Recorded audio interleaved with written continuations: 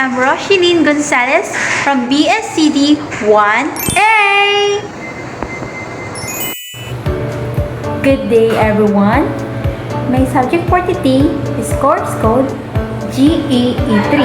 I'm tackling today the last topic of GEE3 in final term, which is titled topic of community engagement in Southeast Asia's indigenous people. So let's proceed to introduction. What's regions involved? So regions involved are the 11 countries in Southeast Asia. Includes countries like Indonesia, the Philippines, Malaysia, Thailand, Myanmar, Vietnam, Cambodia, Laos, and others. So let's proceed to importance of engagement.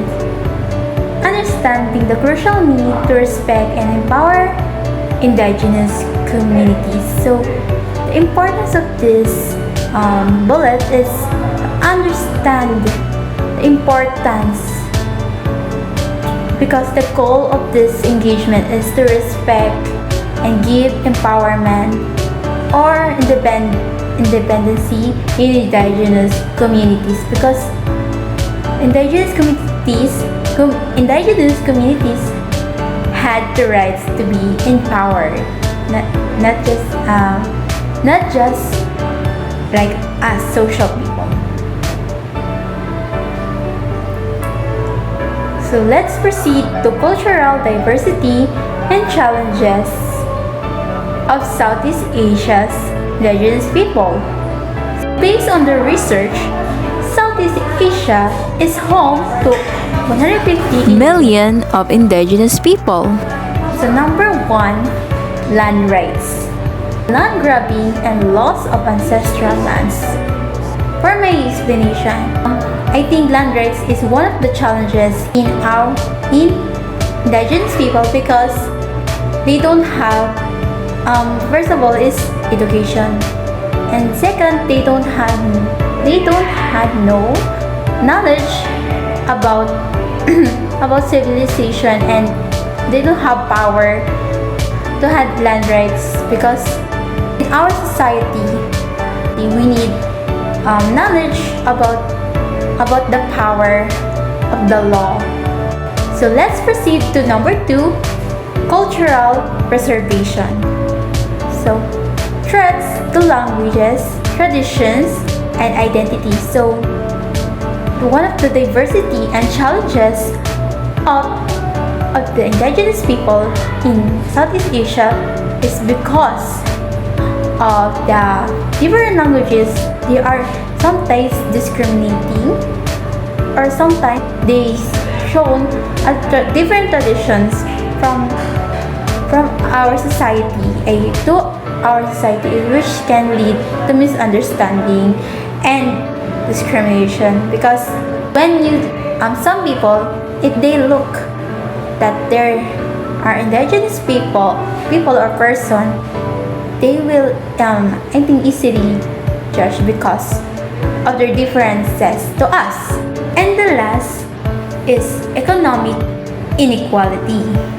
So limited access to resources, education, and healthcare. So I think for my explanation is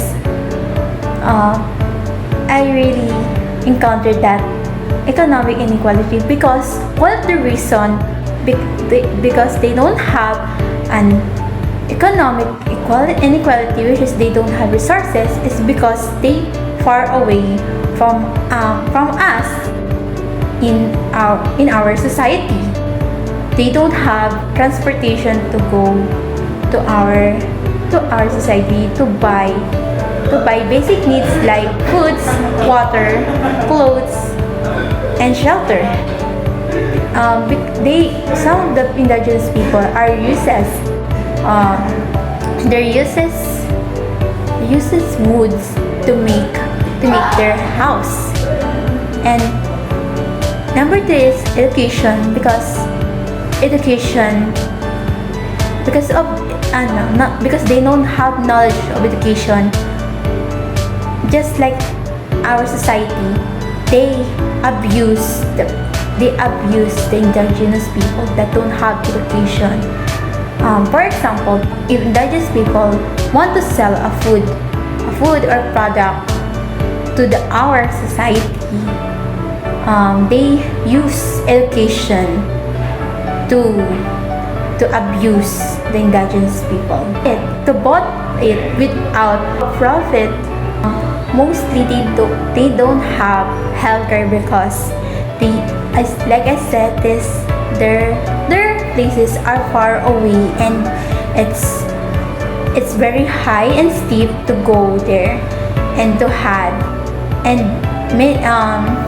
limited professionals are ready to sacrifice there because lack of professional wants to go in ethnic group places because of the steep or high mountains and so far away walking because some of the places of the indigenous people are not in care, are not provided by transportation because it has more mountains than straight streets. So let's proceed to role of community engagement. So what is the purpose of this community engagement? Number 1, community engagement involves the active participation of indigenous communities in decision-making processes. So by this role of community engagement, they had rights to participate in any activities, whether in their cultural place or in our society. Just like we talked about the first first indigenous person who represent the race flag in opening ceremony. That indigenous person is showing that he is proud to represent their indigenous group because of that many indigenous people want or inspired to participate in sports competition. So because of participation, not just participating in competition, but also they had rights to express their thoughts to not just their community but in our society. Number 2, it aims to empower local voices, preserve culture, ensure sustainable development. So it is this goal to empower. It means they had independent and no fear express their thoughts to our society, and they expressing their culture because of that they had really had a right to show their expression by their culture and ensure sustainable development, which is because of advocating sustainable development. Their shelters or places in cleanliness and ensuring the guard from the incoming calamities. Types of community engagement. Number 1, consultation and participation, meaning in policy making. So because of the consultation and participation, I think that some of this is they making rules and rights from their community. It also connected by making the rights to approve by our government. So, number two, cultural programs. To preserve traditions. So, because of cultural programs, they had right to express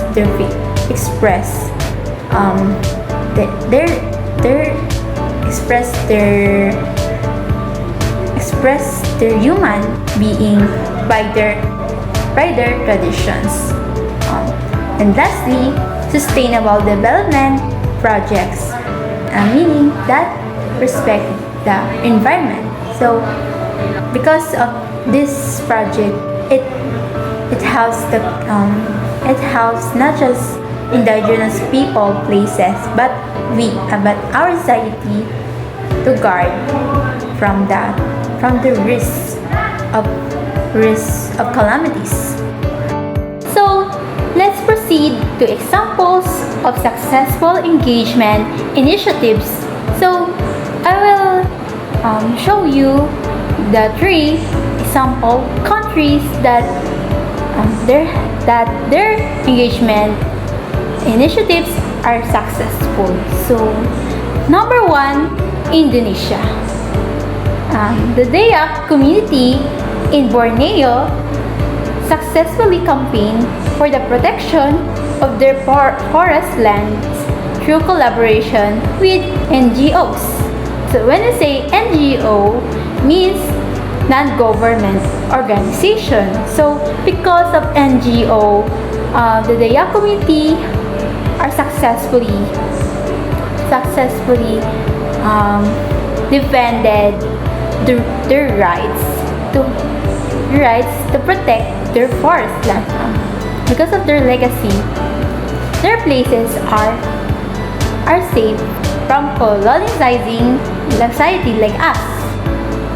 So, number 2, our majestic place is Philippines.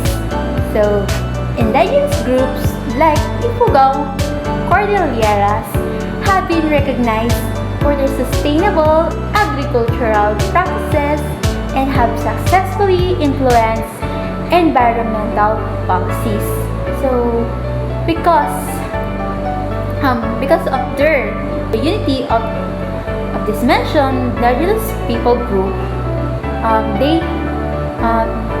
they recognize as living using agriculture to eat and to resources to eat. Because of the maintaining cleanliness and protection of their habit, their places are protected from the colonizing government because they had the right to choose to use agriculture than social living. So let's proceed to the last, which is Malaysia. So what's in Malaysia? The Orang Asli have benefited from land rights advocacy programs led by civil society groups and community leaders. So because of the collaboration by the civil society, which is democracy, and community leaders, because of their united of being agree of their rights to maintain, to live in their lands, because that's their we're living. So because of that, because of that collaboration, the Malaysia had really peace from the colonization of the government and non-government. So let's proceed to barriers to effective community engagement. So what is the hindrances of community engagement in IP community? Political barriers. Because of political barriers, they don't have communication between IP community and political community because of because they're so far away and they don't have, and some politicians are not giving importance to our IP community. So number 2, language barriers. Because of misunderstanding languages, because of many languages of indigenous people community, there are times that some of the collaborative organizations are giving up because there are difficulties to understand the language. And number 3, inadequate representation. So, which meaning of inadequate, it is lack of representation because they are under representation of government, which is they are not sometimes highlighted the IP community because of not giving highlighted their culture because of their differences. So lastly, number 4, economic pressures.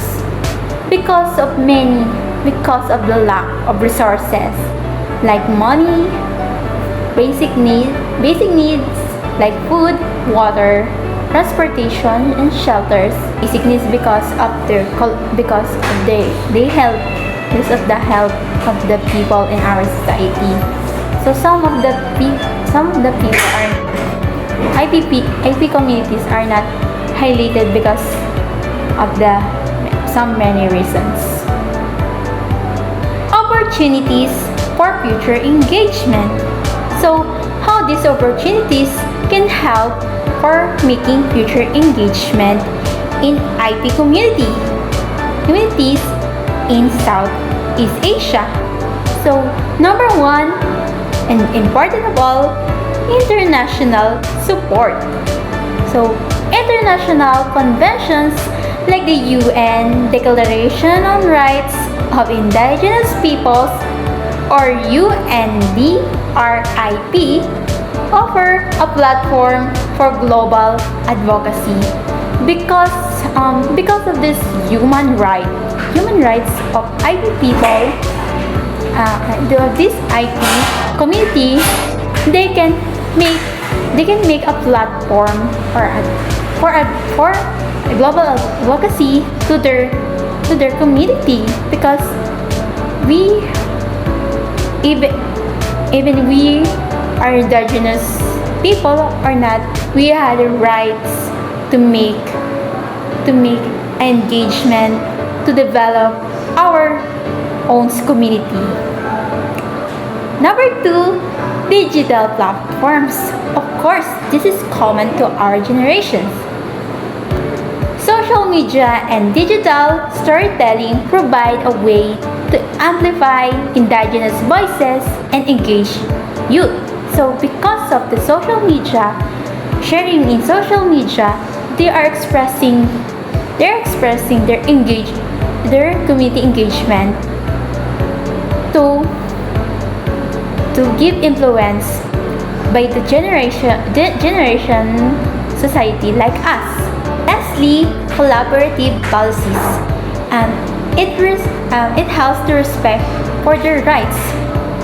Because of collaborative policies, because collaborative policies this is meaning that because they using the laws, it will help us to respect one another's community. And this is all my discussion in this topic. I hope that you learn from this topic. Thank you and see you next time.